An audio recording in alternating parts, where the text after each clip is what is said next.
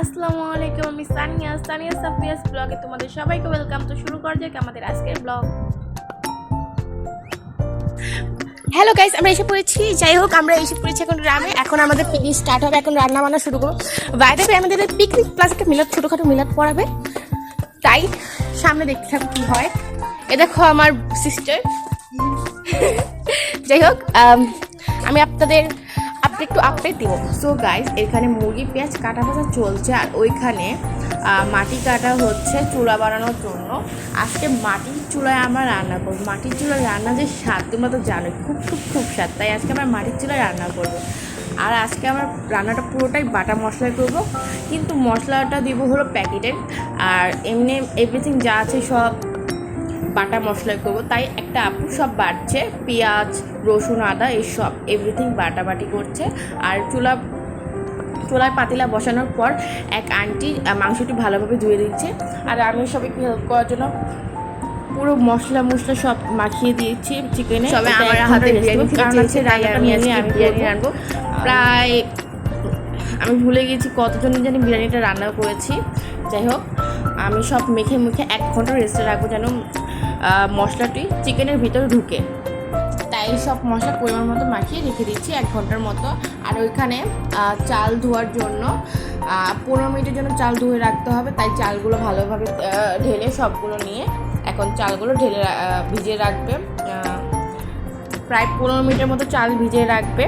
আর এখানে দেখো আমার অবস্থা কি নাজেহাল হয়ে গেছে। আর আমি আবার হাঁটছি খোলা পায়ে, মানে মাটিতে। আর ওটা করতে যে কয়লা পায়ে লেগে পা পুড়ে গেছে। আর এখানে মা মশলাপাতি সব ভালো করে মানে এর হচ্ছে মুখটা করে দিচ্ছে। আর এখানে দেখো আমার মেয়ে কী করছে, খেলা করছে। যাই হোক, এখন আমরা চুলাটা জ্বালিয়ে দিয়েছি। চুলাটা জ্বালানোর পরে এখন সব রান্নার প্রিপারেশন শুরু হয়ে যাবে। এখন আমরা এটার মধ্যে প্রথমে তেল ঢালবো, তেল ঢেলে পেঁয়াজ, মানে তোমরা তো জানো কীভাবে কী করতে হয়, ওইভাবে আমরা আজকে রানবো। আজকে রান্নাটা যা টেস্টি হয়েছে কি বলবো। আমি রান্না করেছি, তার জন্য না, সবাই মিশেই রান্না করেছি, বাট রেসিপিটা আমার ছিল।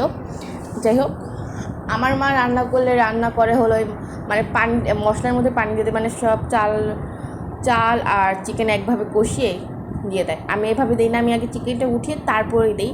আমার রান্নার পদ্ধতি আলাদা, সবার রান্নার পদ্ধতি একরকম থাকে না। যাই হোক, ওখানে আমি সবাইকে হেল্প করছি। আর ভাই কি বলবো, এতগুলো চাল আর এতগুলো মাংস আমি কোনোদিন নাড়িনি, মানে রান্না করিনি তো, তাই আমি করতেই পারি না। সবাই যে কীভাবে করে আল্লাহ মালুম জানে।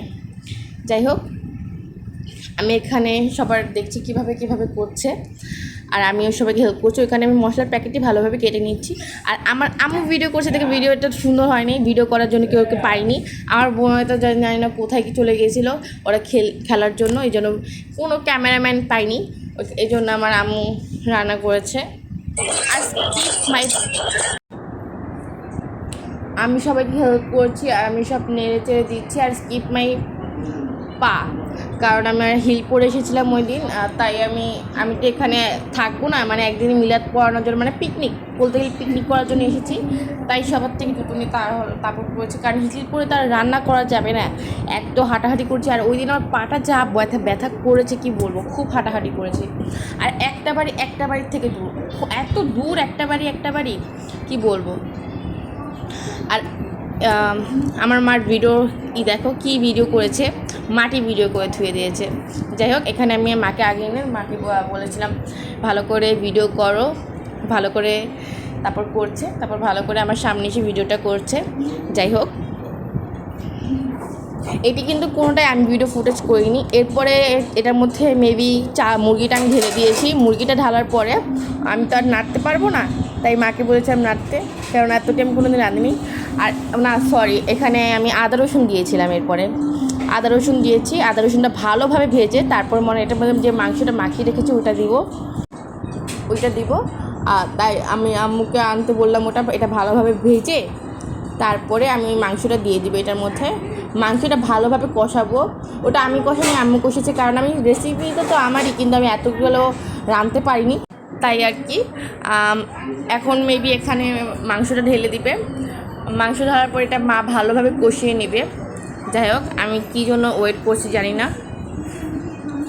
আর ভিডিওটা আজকে অনেক লং হবে, কারণ আমি ক্লিপ নিলে একটু শর্ট শর্ট ক্লিপ নিই, মা ক্লিপ নিয়েছে দেখে অনেক বড় বড় ক্লিপ নিয়েছে, ভিডিও তো ভালোভাবে করিনি।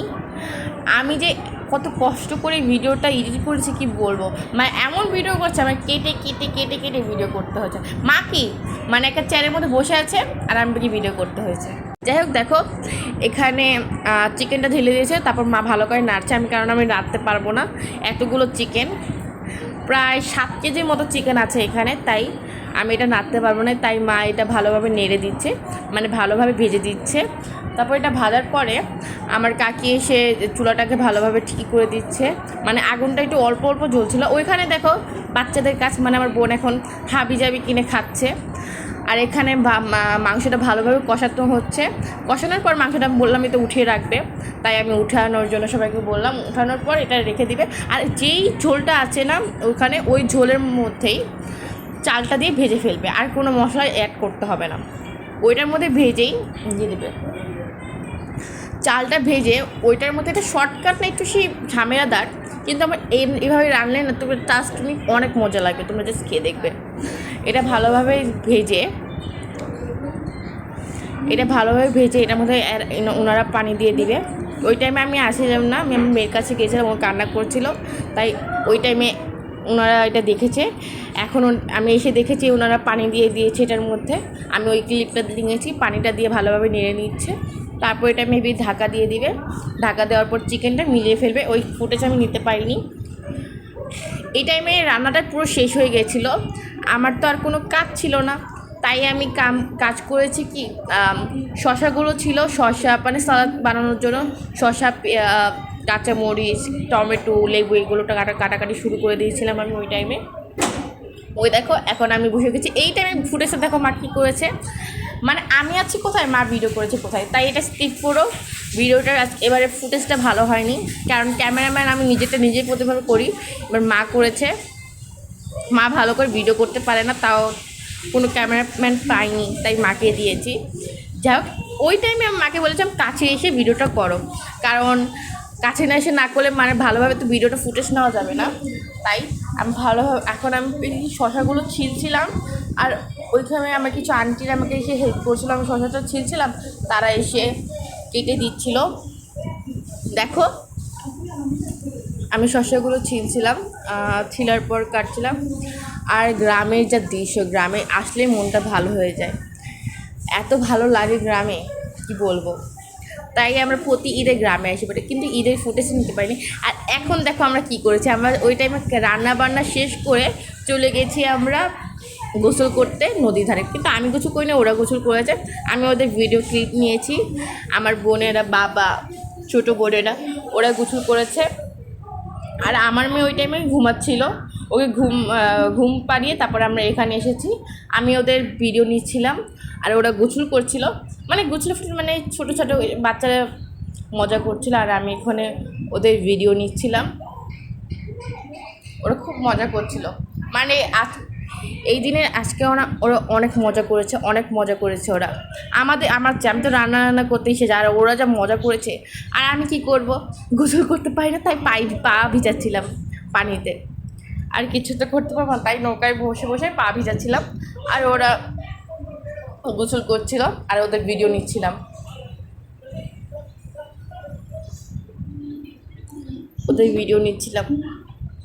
আর এখানে এসে দেখি রান্না বান্না শেষ, ওরা খাওয়াও শেষ করে দিয়েছে, খাওয়ার ফুটেজ নিতে পারিনি। আমি একটু সাজুগুজ করছিলাম, তাই আমি খাচ্ছিলাম এখন এসে। কিন্তু মাশাল্লাহ দিলে অনেক মজা হয়েছে, কিন্তু চালটা একটু গলে ফেলেছিলো, কারণ চালটা নতুন ছিল, আর পানি তো আমি পরিমাপ করে দিইনি, এরা দিয়েছিল, তাই।